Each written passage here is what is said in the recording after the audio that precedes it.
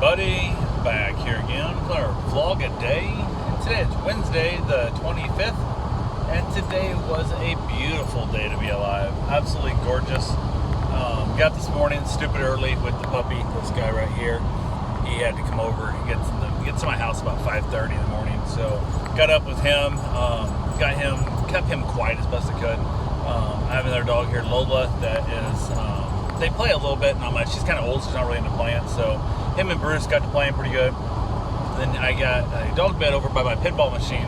This little turd decides where he wants to lay down, but then he starts like scratching himself just because he can, and like banging his leg into the wall, and it sounds like somebody's knocking on my door, and I keep hollering him like, get over here, so he come over and lay down next to me and stuff. And then like 3 minutes later, he go back over in that same spot and start banging against the wall again. And I'm like, is he doing this on purpose? Like, I really think he's doing it just to be a turd head. So I went ahead, got him all taken care of and all that good fun stuff that comes with it. My bride finally got up. I say finally, she got up at her regular time, and we basically hung around a little bit, got her off in the morning, got her to work. Went ahead and had a few other things around the house, just kind of took care of. Nothing major. I was just kind of doing some simple little stuff here and there. I did finally sync my phone back up. It takes forever. Since the crash, my cord doesn't work very good. So if I bump my phone at all during the syncing process, it starts all over again. And it's annoying as hell. So I have to like find a time where I can get it to sync back up and download new podcasts and all that good thing, and not touch my phone. So I got to make sure I don't have any calls come in or anything like that come in that I'm expecting, and that kind of deal. So kind of a pain in the butt, but I got it figured out. Got it all done. Hung around for the day. I'm still sore. It's amazing how I'm more sore now, I think, than I was like the day of the accident, which maybe it's because I was on better drugs then, or it was the fact that the muscle soreness had not kicked in yet. So just dealing with what I can. I did run out to Walmart and I picked up some Aquaphor, I'm not sure what it's called. It's like a gel type, so it's like a Neosporin type thing that's a lot thicker. Doesn't dry out quite so quick to help keep my wounds a little more wet, which is what they need to be, is wet to heal. So yeah, I got that stuff there, and that stuff it's in a tube. I got it in a squeeze tube. Thought it'd be cleaner like Neosporin, and that stuff is so thick I can barely get it out of the tube. It's ridiculously thick. So if I ever buy more, I'm gonna buy it in like the little open jar. You just dip your finger in and rub it on the wounds and stuff, because this thing is a giant pain in the butt. And I'm actually thinking about like moving it over to a different vial for that purpose, because it takes it's almost too hard to squeeze out with one hand, and it's impossible to get it on the wounds I have with both hands. So I might just squirt it on like a little saucer and then put it on my wounds, whatever. But seems to work. Did pretty good. It stayed wet the whole time, all that good fun stuff.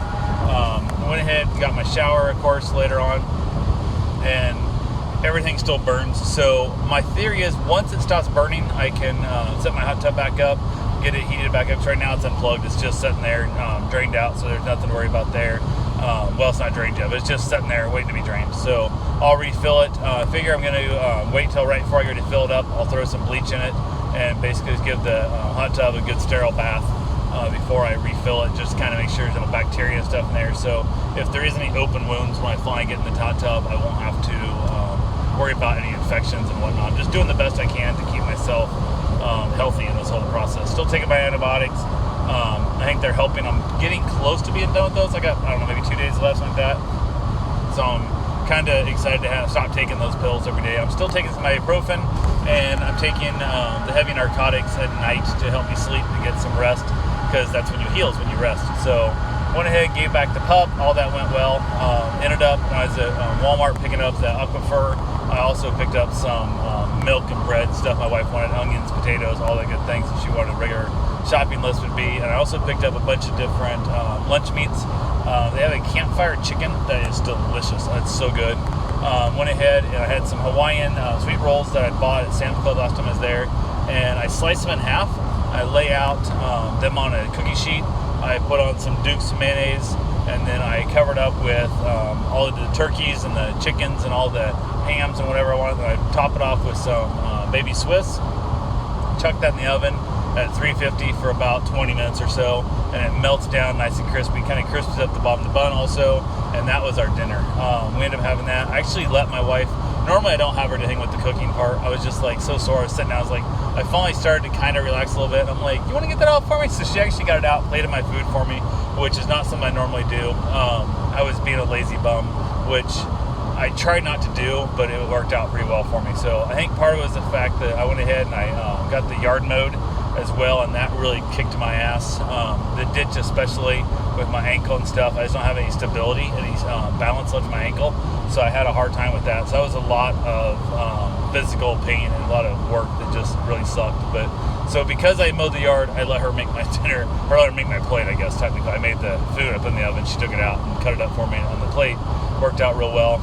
Ended up watching the NCIS, and I felt well enough to go outside and have myself a cigar in the evening, which I've not been doing lately. I just don't feel like being out there. I'm being so exhausted going to bed early as I can. And I was able to go out and enjoy myself a cigar. And I say enjoy it because I'm just, even like right now sitting in the truck, it hurts to sit. My tailbone's really sore. I'm bruised up real bad on my coccyx and all that good fun stuff. So definitely not the same thing. And also the fact that like my arm, you can see it's all bandaged up here. That's where I rest my arm on the side of the chair, and it's just road rash there so bad that I have a hard time letting my arm rest anywhere.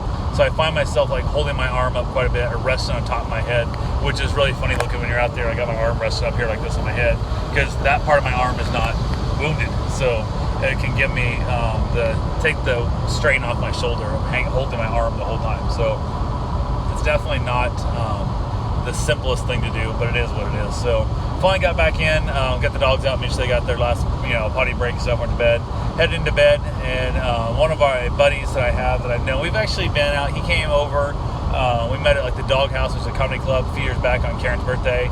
A group of them came out, we all hung around together. I've been to his house for like a little cookout one time, and just I consider him a acquaintance that I'm friendly with, if that makes sense. I wouldn't really call him as like a close friend by any means. And he posted up on Facebook, asked me if he was drunk and wanted to talk, whatever. And I said, dude, I'm never drunk, but you have my number if you ever need to talk and stuff. He's going through some stuff. His son was real sick, ended up with like pneumonia or something about it. I thought it was COVID, turned out not to be.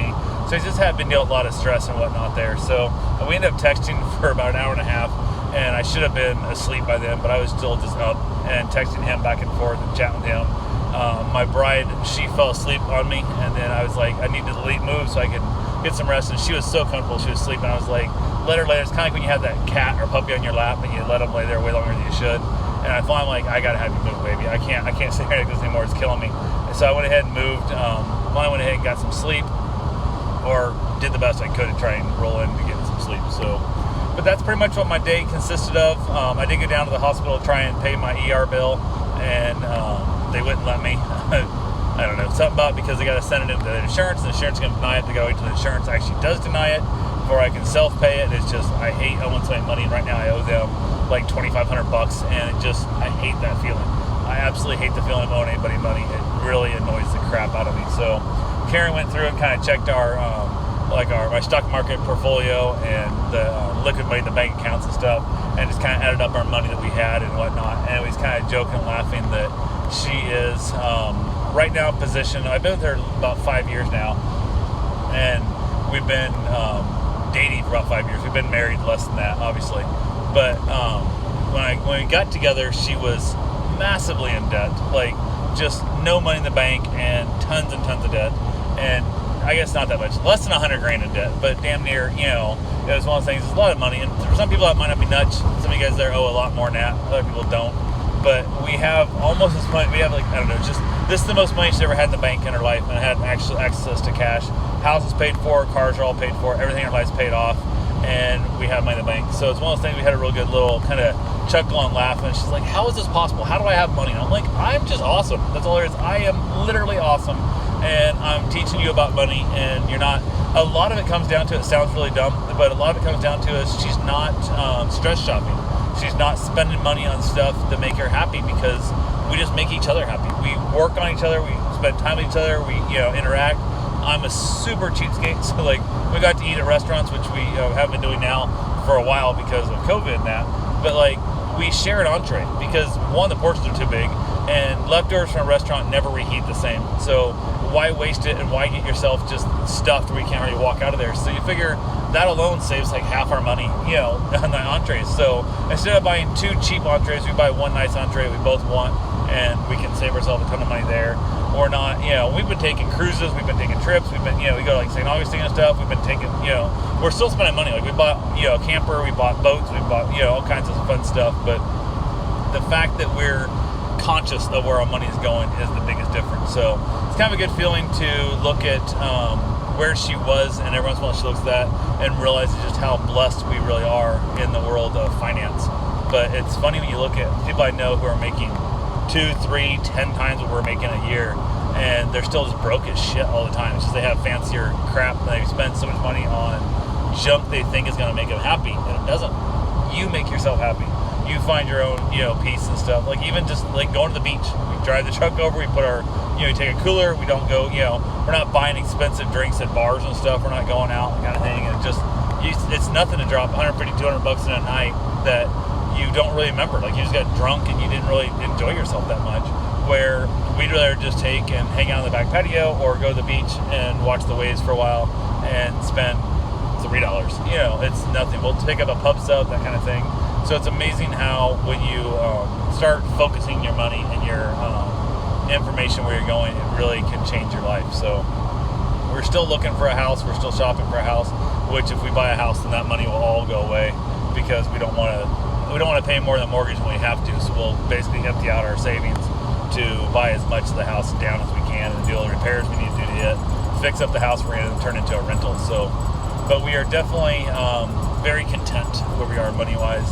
And it's one of those situations where she's never been there in her life, and it makes me feel really good to know that I was able to give her that comfort and that knowing that she's going to be fine financially, no matter what happens, going forward in the future. She knows what to do now. I've taught her stuff. I didn't just tell her this is what it is. I actually taught her why we're doing these things, why we're making these changes, and moving forward in our future. So anyway, that's all I got for right now. I will talk to you guys tomorrow. Have yourself a safe and wonderful day. Thanks for watching.